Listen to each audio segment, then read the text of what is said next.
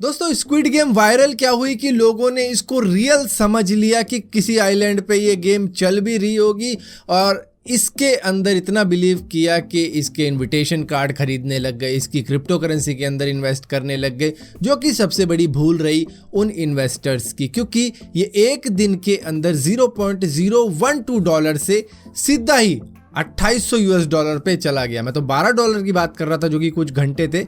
लेकिन उसके बाद में इसने इतनी तेज स्पाइक लिया कि पहले गई $600 पे, उसके बाद में सीधा ही $2800 पे चली गई और लोग इसके अंदर इन्वेस्ट करते चले गए। यहाँ पर करीबन 40,000 लोगों ने इसके अंदर इन्वेस्ट किया था, जो कि टोटल था करीबन $3 मिलियन का, क्योंकि लोगों ने तो निकाल लिया होगा, जिन का प्रॉफिट हो गया होगा उन्होंने निकाल लिया होगा, लेकिन जिन्होंने नहीं निकाला उनके साथ में $3 मिलियन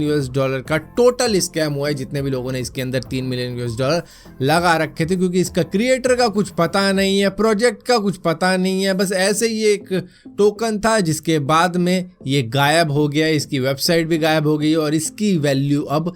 0 हो चुकी है और जितना भी पैसा होगा वो क्रिएटर लेके भाग गया है। दोस्तों सनी लियोनी बॉलीवुड की पहली एक्ट्रेस बन चुकी है जो कि NFT के ऊपर आ चुकी है। हाँ, एक्टर्स की बात की जाए तो उनमें अमिताभ बच्चन, रजनीकांत वगैरह भी थे जिन्होंने NFT के ऊपर अपने प्रोडक्ट जो भी उन्होंने बनाए थे वो सेल करने शुरू कर दिए थे, लेकिन अब सनी लियोनी ने भी अपनी कलेक्शन सेल करनी शुरू कर दी है NFT के ऊपर, जहां पर लोग अब इसको खरीद भी सकते हैं। अब ये जो भी सेल हुई थी ये दरअसल पहली बार प्राइवेटली हुई थी, लेकिन अब शायद पब्लिकली कर दी गई हो क्योंकि इनकी एक खुद की वेबसाइट भी चालू हो चुकी है, sunnyleonynft.com। दोस्तों अब तक डेटा स्टोर करने के बहुत से मेथड बने हैं, जैसे कि फ्लॉपी डिस्क हो गई, CD हो गई, DVD हो गई, या फिर हार्ड डिस्क हो गई, या फिर SSD हो गई, मेमोरी कार्ड हो गया। बहुत सी चीज़ें हैं जिससे आप अपना डेटा स्टोर कर सकते हो, लेकिन इन सब की एक लिमिट आके रुक जाती है और इस लिमिट को और एक्सपेंड करने के लिए वॉशिंगटन के इंजीनियर्स ने एक 5D ऑप्टिकल स्टोरेज तैयार करी है, जो कि होगी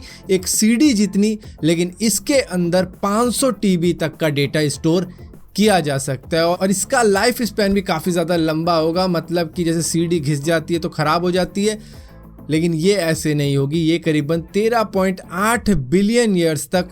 चलती रहेगी। दोस्तों फाइनली स्पेसएक्स का स्टारलिंक इंटरनेट अब इंडिया के अंदर रजिस्टर हो चुका है और ये आपके घर आने से अब कुछ ही महीनों दूर है। 2022 में इसकी शुरुआत हो जाएगी और ये फास्ट वायरलेस इंटरनेट कई ऐसे एरिया में पहुंचा पाएगा जहां पर अभी फास्ट इंटरनेट है भी नहीं, मोबाइल के इंटरनेट से गुजारा करना पड़ रहा है। तो ये वहां की प्रॉब्लम को सॉल्व कर देगा जैसे ही इंडिया में आता है, क्योंकि इसके लिए कोई वायर वगैरह की ज़रूरत नहीं है, बस इनकी एक किट होगी, उसकी ज़रूरत होगी, जिससे कि आपको फास्ट इंटरनेट मिल जाएगा आपके घर पर ही। और इसी के साथ साथ दोस्तों अमेज़ॉन भी यही सेम प्लान बना रहा है, जिसके लिए वो अपनी पहली सैटेलाइट लॉन्च करने वाला है बहुत ही जल्द, क्योंकि वो भी चाहता है कि उनका भी सैटेलाइट इंटरनेट सारी दुनिया में फैले और अमेज़ॉन तो ऑलरेडी बहुत बड़ी कंपनी है, तो वो इसी वजह से सारी चीज़ें चाहते हैं। और यहीं पर दुनिया के सबसे अमीर आदमी एलन मस्क, जिनकी एक कंपनी है स्पेसएक्स वगैरह,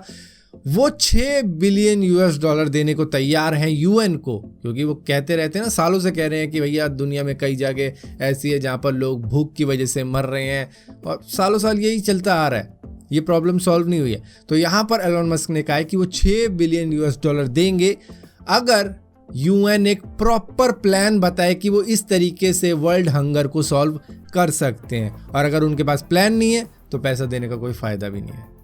जैसे कि इंडिया के पास कोई प्लान नहीं था न्यूजीलैंड से क्रिकेट खेलने के लिए, आए और आउट होते चले गए। दोस्तों फाइनली नोकिया ने इंडिया के अंदर अपना T20 टैबलेट लॉन्च कर दिया है, जिसका काफ़ी इंतज़ार था और ये दिवाली से पहले ही कर दिया। ये करीबन 15,500 से लेकर 18,500 तक का मिल सकता है, डिपेंड करेगा कितनी स्टोरेज लेते हो, कितनी रैम लेते हो, और अगर सिम सपोर्ट वाला चाहिए तो भैया महंगे वाला तो लेना पड़ेगा। 8,200 mAh की इसके अंदर बैटरी और ख़ास बात यह है कि 2K का डिस्प्ले है, यानी कि मज़ा आ जाएगा गेम खेलने में, वीडियो वगैरह देखने में और बाकी कामों के लिए। दोस्तों Xiaomi ने Mi 11 Ultra को डिसकंटिन्यू कर दिया इंडिया के अंदर, क्योंकि इसकी काफ़ी ज़्यादा शॉर्टेज हो रही थी, तो उन्होंने कहा कि भैया चलो कॉल ऑफ कर देते हैं कि भैया अब हमारे बस की नहीं है इंडिया को प्रोवाइड करना। हालांकि ये काफ़ी ज़्यादा महंगा स्मार्टफोन था और कैमरे के मामले में ये काफ़ी ज़्यादा जूम कर सकता था और कैमरा भी काफ़ी ज़्यादा इसका सही बताया जा रहा था इसके प्राइस के हिसाब से, लेकिन यहाँ पर स्टॉक की कमी की वजह से इन्होंने इसको डिसकंटिन्यू ही कर दिया और अगला मॉडल आने वाला होगा, मे बी इस वजह से भी